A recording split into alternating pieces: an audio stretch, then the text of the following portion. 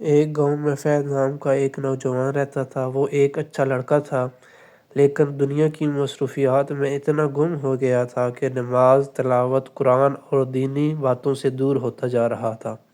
اس کی والدہ اکثر اسے نماز کی تلقین کرتی، مگر وہ ہر بار کہتا، امی ابھی میری عمر ہی کہاں ہے، بعد میں سب ٹھیک کر لوں گا۔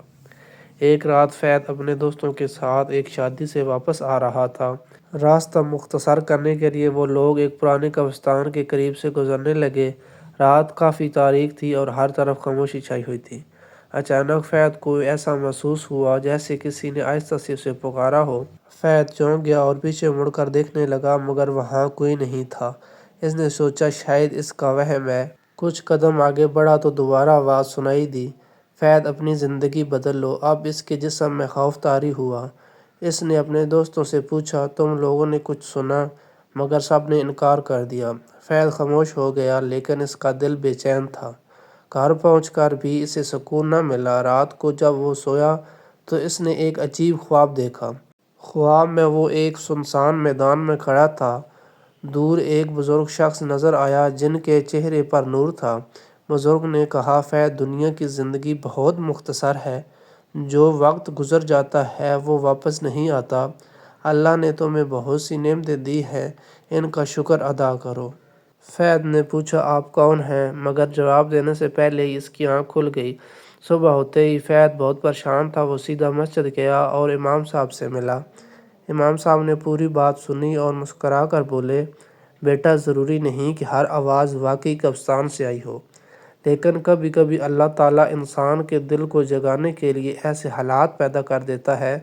اصل سوال یہ نہیں کہ آواز کہاں سے آئی، اصل سوال یہ ہے کہ تم اس سے کیا سبق لیتے ہو۔ یہ الفاظ فیض کے دل میں اتر گئے۔ اس دن سے اس نے اپنی زندگی بدلنے کا فیصلہ کر لیا۔ اس نے نماز باجماعت ادا کرنا شروع کر دی، والدین کی خدمت کرنے لگا اور فضول کاموں سے دور رہنے لگا۔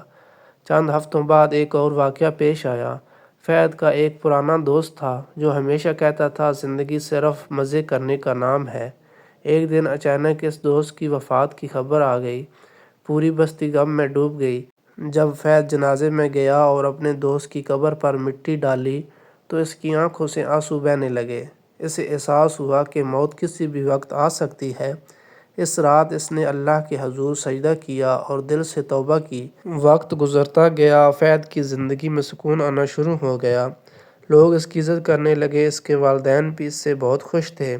ایک دن مسجد کے امام صاحب نے نوجوانوں کی محفل میں فیض کو بلایا اور کہا، آج میں تمہیں ایک ایسے نوجوان سے ملواتا ہوں جس نے وقت رہتے ہی اپنی زندگی بدل لی۔ فیض کھڑا ہوا اور بولا، دوستو، میں پہلے سوچتا تھا کہ نیکی بڑھاپے میں کر لوں گا، لیکن کسی کو نہیں معلوم کہ اس کی زندگی کتنی ہے۔ اگر اللہ نے آج نیکی کی توفیق دی ہے تو اسے کل پر مت چھوڑیں۔